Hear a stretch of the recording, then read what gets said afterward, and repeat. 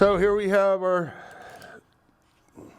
low drum sprag assembly. We're going to lift that out of here. Now, one thing about this sprag, it has a top and a bottom, and it also has a blind spline and a space between the spline. You could see that in here. And there's, on the other side, there's a blind spline right here. So, and that corresponds with the gap and the blind spline over here in the drum. So it only goes on one way, and when it's all together, it freewheels counterclockwise because it will not go together backwards. And you can tell here with this, this is the flat top is the top, and it's got a bit of a dropped edge right here. That's the part that faces down.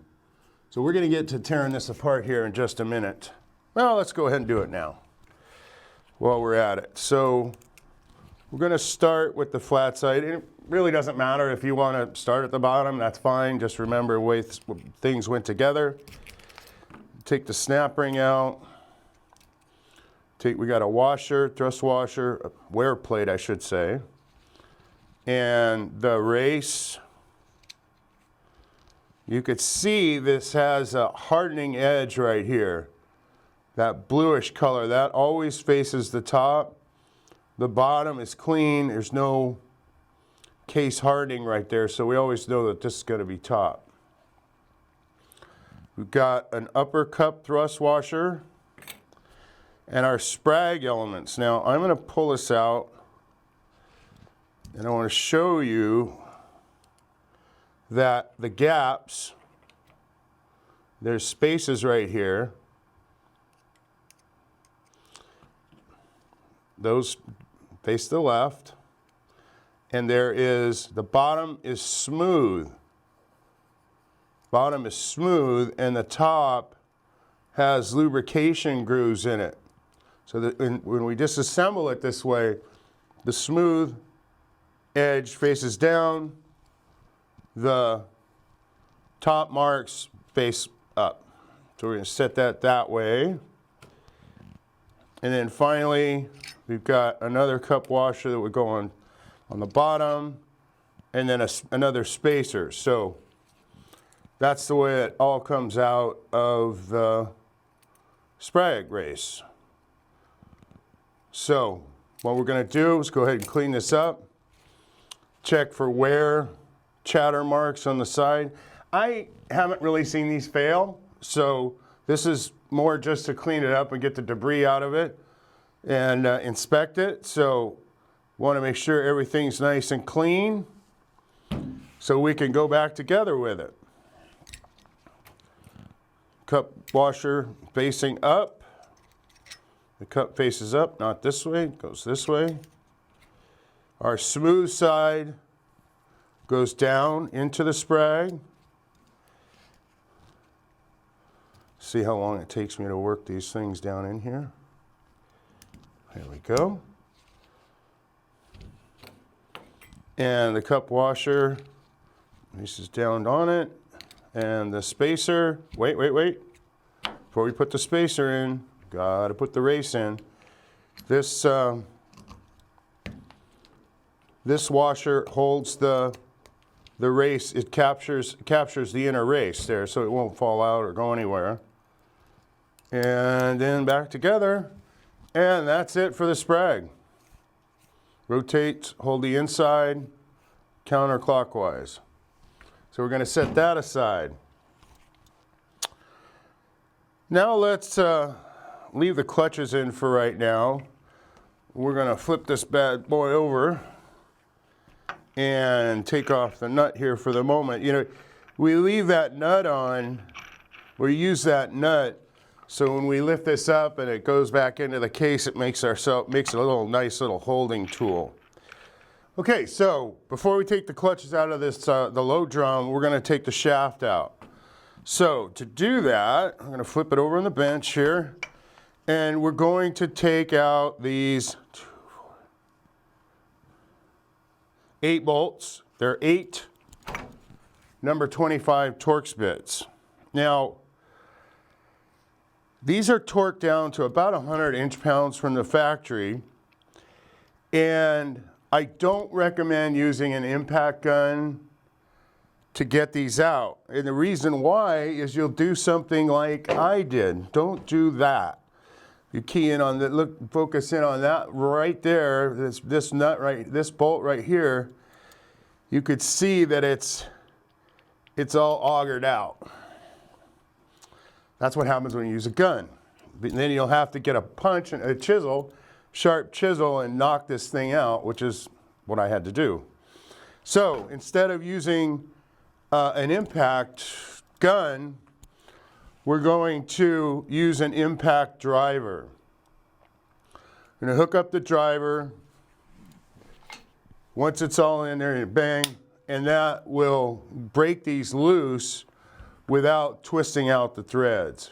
Now, look, you might still twist out a thread at the teeth, twist out the teeth, such as I did, every once in a while, but there's less of a jarring impact on this. So we've already got these loose, so we're going to take these bolts out, and we'll get on to removing the bearing race.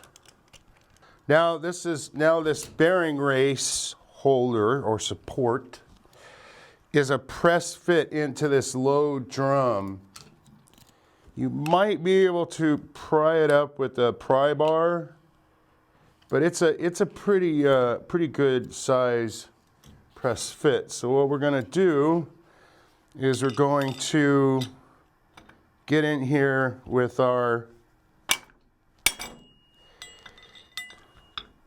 puller, seal puller tool, and knock this up and out of here. So now we've got a gap. Now we can get our screwdriver in there and work it out. Work the bearing race retainer up and out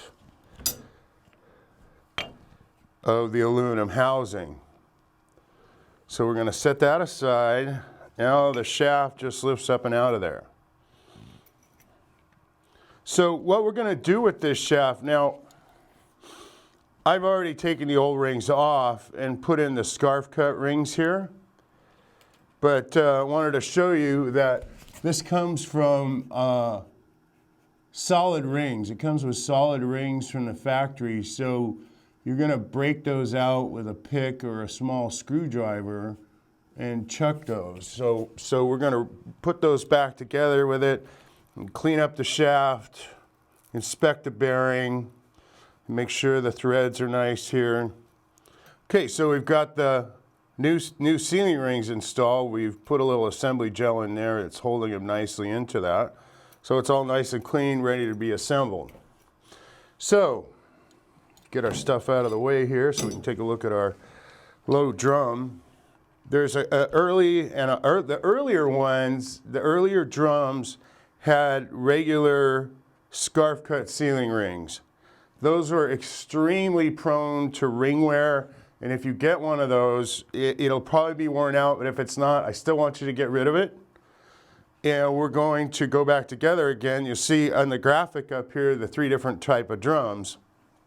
The one that has the aluminum area right here with the non-turning sealing rings. Let's get this off of here. There we go. Has a little tab in it. Has a little tab in it and a notch here in the drum. See if we can see that. Can you see that okay? All right. So we're going to take those sealing rings off because we're going to add new ones. Yeah. So we're going to change these out. And this particular drum has been replaced already. The aftermarket has come up with a fix for this, and they make a steel sealing ring support. This is what you always want to use in these types of drums. That's going to make sure that your your rebuild goes out and lasts a good long time.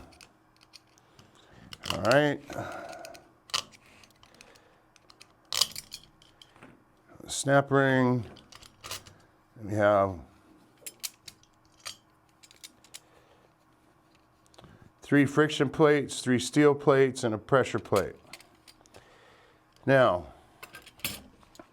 this has a Belleville spring with a snap ring. Off to the foot press we go. We'll be right back. We'll check it out. Okay, we're back from the foot press or the spring press, whatever type you use.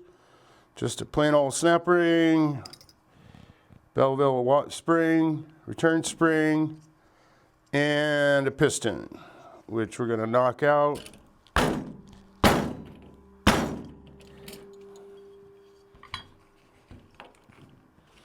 So, and obviously I've cleaned this all up prior to doing all this, but anyway, so we have our drum all cleaned up. We got a molded piston that we're always going to replace with a new piston.